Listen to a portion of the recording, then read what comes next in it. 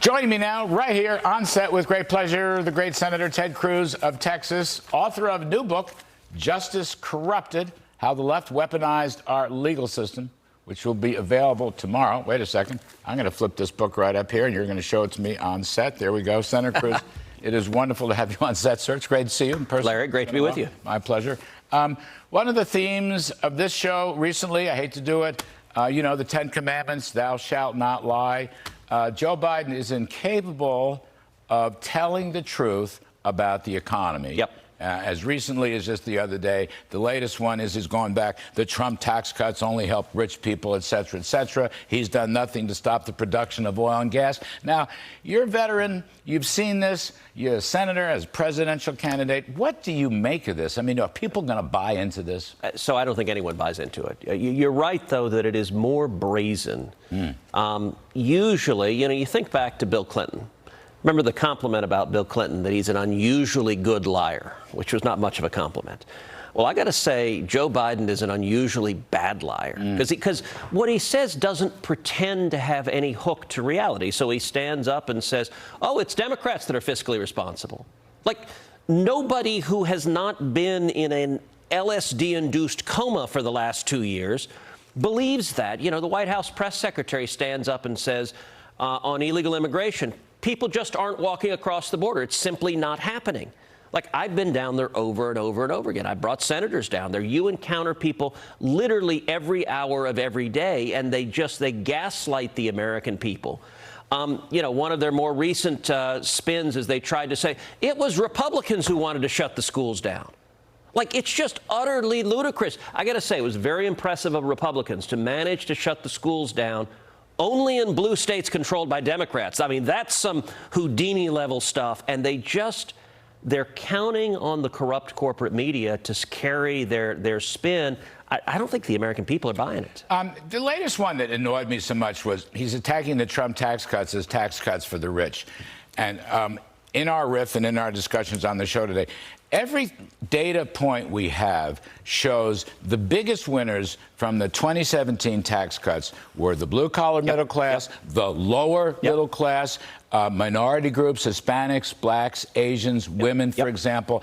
And the upper end actually didn't get much relief because they closed down the state and local tax deduction. Remember that? So the rich Biden backers are still bleeding about that. I mean, he continues with this Democrat malarkey about tax cuts for the rich. Well, and it's actually very funny. The socialists in the Democrat Party, the one tax cut they wanted is they wanted to give back full deduction for state and local taxes so that billionaires in blue states could not pay as much, because that's who's funding the Democrat Party.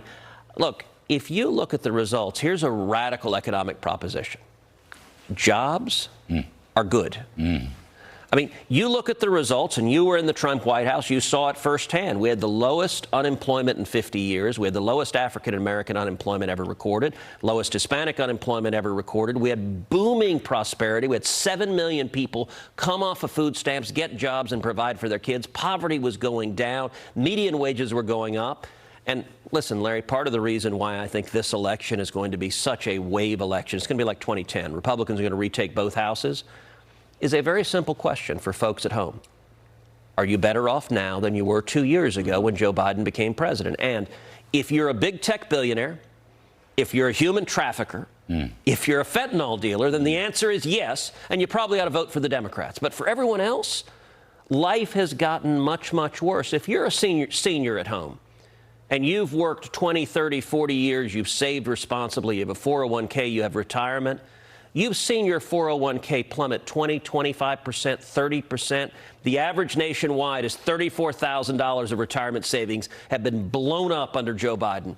You have less to provide for your needs, and the cost of everything is going up. You're having a hard time putting food on the table, paying rent, paying mortgage, paying gasoline. Those folks are pissed. And we've also seen the national studies showing of people near retirement, fully a third of them have delayed their retirement because of the disaster of the Biden economy. People want to get back to jobs and prosperity. I think there's no more important issue in this election. He was delivered a boom. In the first quarter of his presidency, growth was 6.5%. He's calling that a recession as recently as Friday. Within 12 to 15 months, the economy is heading down in a contraction. He was delivered an inflation rate, Senator, that was slightly above 1%. It has risen almost 13% during his presidency. He denies all this, and I think I come back to this point. Oh, let me say this, too. So he's saying the deficit came down $1.4 trillion. It had nothing to do with him. His original program would have increased it by $4 or $5 trillion.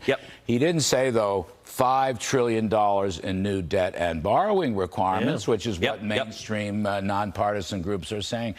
So I'm just thinking that part of this wave you describe, with which I completely agree, people have lost confidence in him. If you can't deal with the facts, then you're not the guy to solve the problems.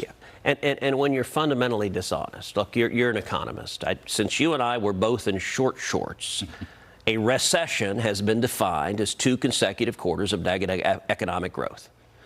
We're in that. We have had 2 consecutive quarters of negative economic growth. And what did the White House do right before the second consecutive quarter came out? They magically redefined recession to say, oh, no, that's no longer a recession. I guess that's like a fuzzy bunny rabbit now or something. And the Orwellian doublespeak to say this recession doesn't count.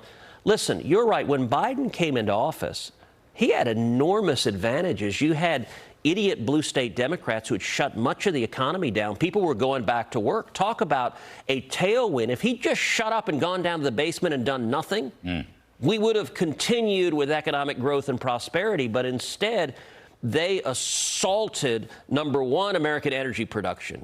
Dozens of new rules, regulations, cutting off debt, cutting off equity capital, hammering U.S. production. Well, hang on, Senator Cruz, hang on. He said on Thursday he has done nothing to block oil and gas production.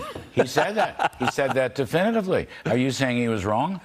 No, I'm not saying he was wrong. I'm saying he's lying. There's a difference between being wrong and lying. First day in office, what did he do? Halted the Keystone Pipeline. That's 800,000 barrels a day of oil from Canada he shut down.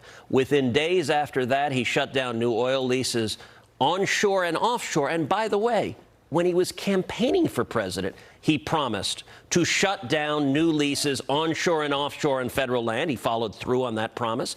Not only that, shortly thereafter, he shut down production on ANWR, the incredibly petroleum-rich area of Alaska. We have seen, and I talk to leaders in the oil and gas business all the time, in Texas and across the country. What we have seen is a regulatory onslaught. The banking regulators he's putting in are trying to cut off all new debt, and there are a bunch of woke Wall Street banks that won't loan to oil and gas. And the SEC is trying to cut off new capital. Now check me on this, and it's been a while since I've taken an economics class. But if a company can't get debt and it can't get capital, how the hell are they supposed to drill new wells? They can't. That's why the Baker Hughes rig count never recovered. By the way, we're still at 11.8 million barrels. Pre-COVID, we were 13.1 million barrels. We should be at 14 or 15 million. And he even more revealing. He says, I didn't do anything to obstruct it. I mean, it's really hard to believe. I'm sorry, I don't mean to interrupt. No. Look, you're exactly right. It's just craziness. Even more revealing than that is the news that broke in the last week that he desperately begged Saudi Arabia not to stop cutting production. He was fine with that. He said, can you delay it a month? Get to November 8th, get to Election Day, because he wants to confuse the voters and have gas prices dip slightly, hoping that they will foolishly vote for give us more of this pain. And then he was perfectly fine with their cutting productions and prices skyrocketing. Listen, $5 a gallon gas or $6 or $7 a gallon gas, it's not an accident. It is the intended outcome.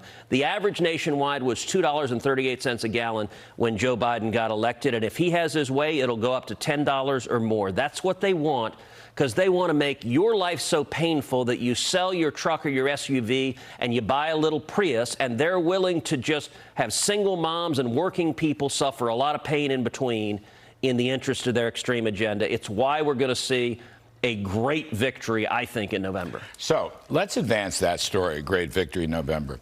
Republicans are likely to take House and Senate. You are a leader in the Senate, important spokesman on a lot of issues. You'll be faced with an economic crisis. You will probably have the double whammy of continued high inflation and a worsening recession. I would say it's incumbent to hit the ground running right from the get-go and show the American public solutions. Yeah. Where do you want to take this? But listen, on inflation, you and I are both big fans of the legendary economist Milton Friedman, Nobel laureate, who explained exactly right. He said, in the United States, there's one and only one cause of inflation: the federal government spending too much money. You want to know why we have record inflation? Last year, federal government took in over $4 trillion in tax revenues, the most in the history of our country. We should have been sitting pretty, but what happened? The government spent nearly $7 trillion. $7 trillion is a lot more than $4 trillion. And when you run the printing presses 24 hours a day, the value of everyone's savings, the value of everyone's income plummets. And that's what's happening across the country. Step number one is stop spending money. Stop bankrupting the country. Stop doing harm. The Hippocratic Oath, do no harm. That, with Republican majorities, we can stop the ridiculous, out-of-control spending. Secondly, we need real oversight. If we take a majority in the Senate, which I think we will, I'm next in line to be chairman of the Commerce Committee. The Commerce Committee has jurisdiction over about half of the U.S. economy. You can expect real and vigorous oversight of the administration's job-killing policies, of their assault in the energy industry, where you're going to have hearings and walking through everything they're doing, hurting American workers, hurting American jobs. Can you go through, can you rescind regulations? Can you go through, there's a Congressional Review Act that hasn't been used very much. You want to rescind spending, yes. A1.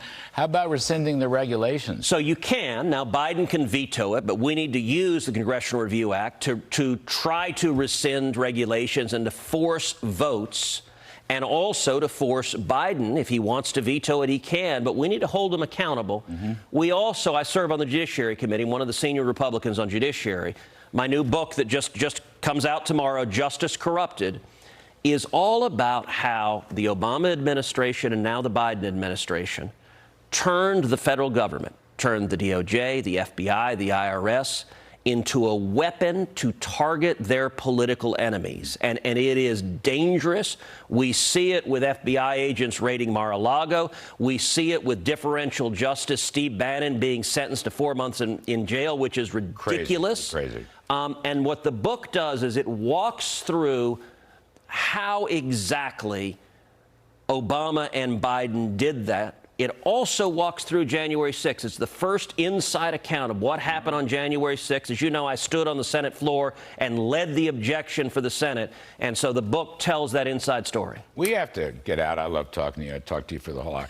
But you see this story, 30 million IRS files were lost? Yeah. Not in the cloud. What happened to them? And they won't show the memo that okayed the destruction of those 30 million? And we're giving them 87,000 more agents to do what, may I ask? Look, the story that the book tells is it starts with Richard Nixon. I am not a Nixon fan, but it describes in great detail how Nixon tried to do this. Yeah. Nixon tried to use DOJ and the IRS and the FBI to target his political enemies. By and large, the system worked. By and large, those agencies resisted. Nixon resigned in disgrace.